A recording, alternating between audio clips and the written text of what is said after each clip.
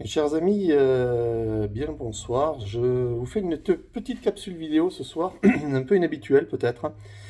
On va essayer de sortir un petit peu des thèmes, de la thématique drone, surtout en ce moment avec les petites inquiétudes qui nous menacent concernant la fameuse réforme de l'arrêté espace dont vous avez peut-être entendu parler. Sinon, je vous invite à regarder mes vidéos précédentes. Je vais la refaire, elle n'était pas terrible au niveau son. On m'a fait des réflexions au niveau du son, c'est vrai, le milieu où je l'ai tourné était trop venté, j'étais en extérieur, je la recommencerai. Bon, mais le sujet n'est pas là ce soir, je vous fais une petite capsule vidéo rapide, parce que ça peut intéresser certains d'entre vous, j'espère que ça vous intéressera, et si vous voulez en savoir plus, après on est à votre disposition. J'ai dû faire des impressions 3D, enfin depuis quelques temps je fais des impressions 3D qui sont pas terribles, j'ai des problèmes avec ma machine. C'est récurrent chez beaucoup de makers qui utilisent des imprimantes 3D. Il arrive à un certain moment où on a des soucis avec les machines. Alors les imprimantes sont souvent avec le même problème. On a de la sous-extrusion, c'est-à-dire qu'on a une pièce qui est anormalement fragile. Si vous voulez, les impressions 3D, ce sont des couches de PLA ou de plastique qui sont déposées l'une sur l'autre. Et parfois ces couches sont trop espacées ou sont trop peu denses. Il y a toujours un problème de solidité. Et c'est souvent associé à un phénomène sur l'extrudeur qu'on appelle le claquage de l'extrudeur. La machine tourne et on entend clac, clac, clac, clac par moment. Ça veut dire que le plastique, le filament de plastique, le câble n'arrive plus à passer dans la buse chauffante, car il est extrudé à travers une buse chauffante, il est poussé par un petit engrenage. Et ça, c'est mauvais signe. Il y a quelque chose qui se passe. Alors ça peut être, il y a au moins une dizaine de facteurs qui viennent influencer qui viennent provoquer ce phénomène, on dira. Moi, j'avais fait le tour de un peu tout. J'ai démonté ma machine, je l'ai révisée en grande partie. Elle est très très bien calibrée, elle est très propre, elle a très peu d'heures de fonctionnement et j'ai toujours le problème.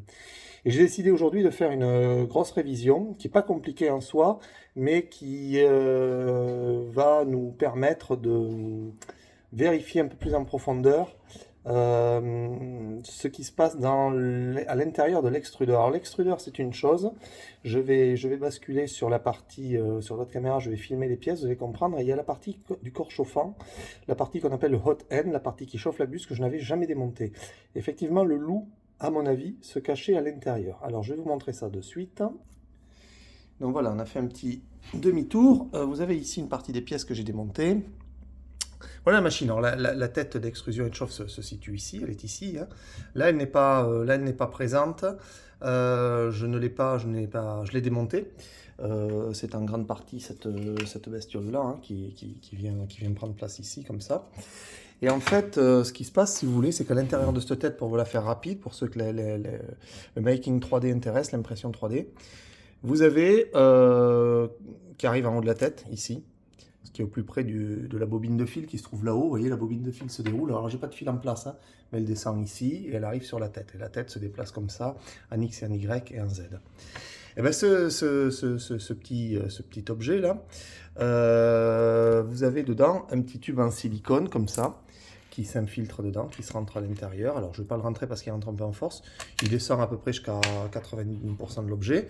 Et ce filtre, hein, ce petit tube en silicone est chargé d'accompagner le câble de PLA jusqu'en dessous de l'objet, jusqu'en bas, où on voit qu'ici, il y a effectivement un système qui va venir le raccorder. Ce système, le voici, car le loup se cachait là-dedans. Je vais vous le montrer, il est un peu refroidi, je peux le manipuler à la main. Le voilà. Il s'agit en fait d'un corps de chauffe, hein, c'est-à-dire, enfin, un corps de chauffe, c'est pas lui le corps de chauffe, c'est une petite pièce dans laquelle le fameux tube en silicone vient s'encliqueter, hein, il va rentrer à l'intérieur de la pièce jusqu'à l'épaulement, et ensuite, alors elle est creuse, hein, excusez-moi, on le voit, voilà, on le voit, maintenant elle est creuse, parce que le loup se cachait là-dedans en fait, mon problème se cachait là-dedans, et cette pièce elle vient se visser là-dedans, dans ce petit sucre, ce petit carré que vous voyez ici, là, et ça c'est un corps de chauffe. Alors c'est un corps de chauffe, c'est un matériau léger, très conducteur, c'est de l'aluminium probablement, du duralumin. Et ce corps de chauffe, il vient par contact, vous voyez, par conduction, il vient chauffer la pièce qui est vissée à l'intérieur. Et à l'extrémité de cette pièce, de l'autre côté donc du corps de chauffe, c'est la dernière partie. Donc vous avez ceci, vous avez la pièce par-dessus, vous avez ce petit corps de chauffe par là.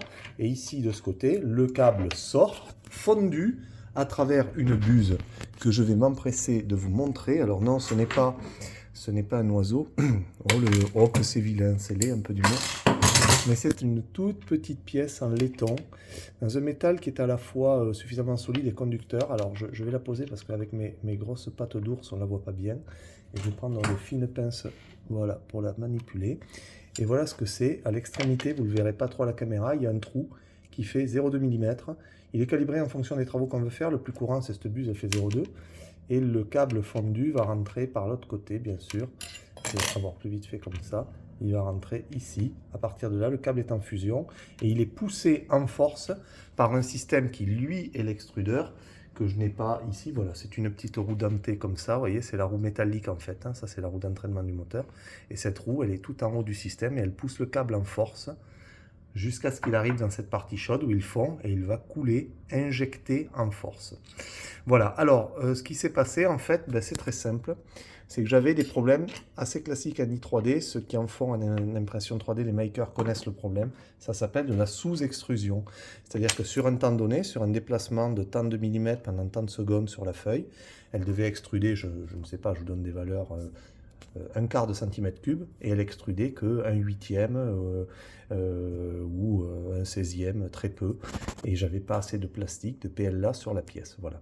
Cette sous-extrusion, chez moi, elle était liée à un problème qui vient en fait d'un petit souci.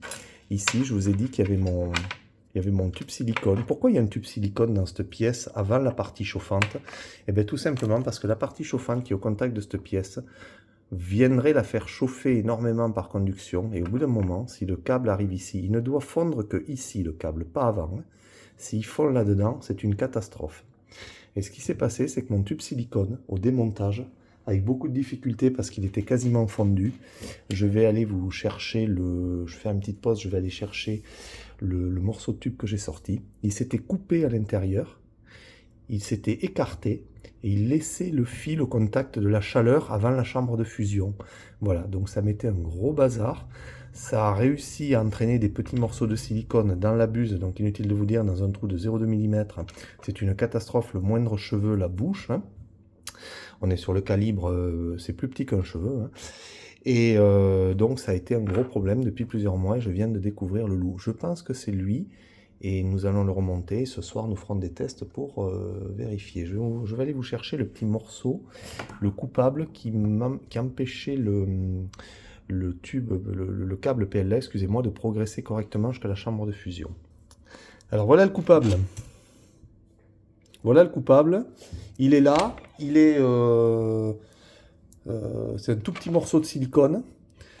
Qui est garni dedans de plastique de PLA. On le voit pas bien, il est coupé et il est en grande partie totalement fermé. À l'intérieur, le PLA a fondu et il ne faisait plus du tout son office de tube conducteur de PLA, de tube guide. Et c'est lui qui me mettait un gros bazar. Voilà, donc en fait, je l'ai retiré. Alors il se trouvait où? Il se trouvait le tube, donc je vous le rappelle, le fameux petit tube silicone guide traverse cette pièce, il vient rentrer là-dedans, dans le dernier morceau qui lui est chauffé. C'est là-dedans, c'est ici précisément que le câble, voilà comment ça se présente en fait, et là, le corps de chauffe là est tout au bout. C'est ici que le câble vient chauffer, vient fondre, et ce morceau il était ici, voilà. Alors que normalement le câble doit toucher au fond, il ne doit pas y avoir de jeu. Ce morceau s'était déchiqueté, et il faisait fondre le PLA, donc le PLA remplissait cette chambre avant d'arriver à la chambre de fusion. Enfin voilà, c'est un gros bazar.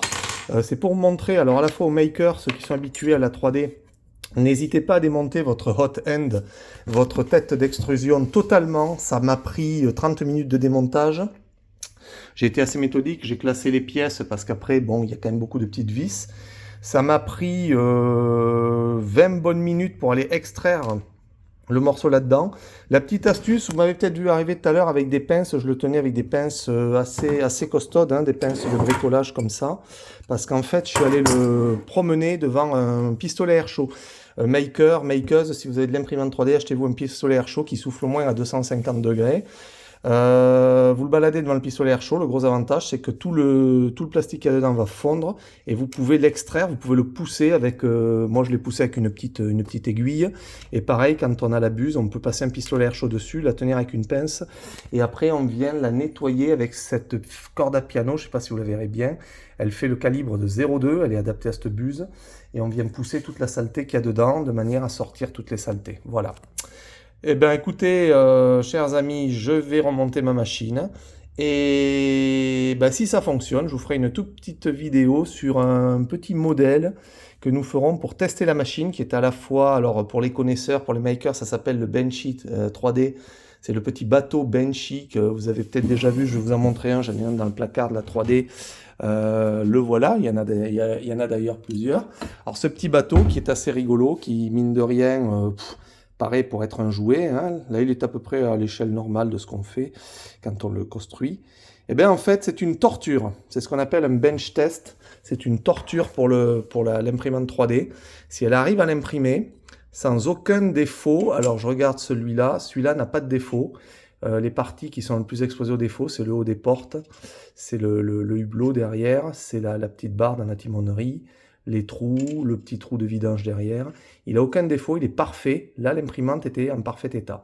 Ce bateau est très très compliqué à construire, il ne le semble pas, mais c'est une vraie torture pour les imprimantes 3D. Et si jamais lui il est réussi à 2-3 reprises avec différents filaments, c'est gagné. Merci chers amis, je vous souhaite une bonne soirée. Je vous dis à très bientôt. Et puis en attendant, écoutez, n'hésitez pas à nous contacter si vous voulez en savoir plus sur les imprimantes 3D et aussi sur les drones, surtout sur les drones. Je vous remercie, je vous dis à bientôt, bonne soirée.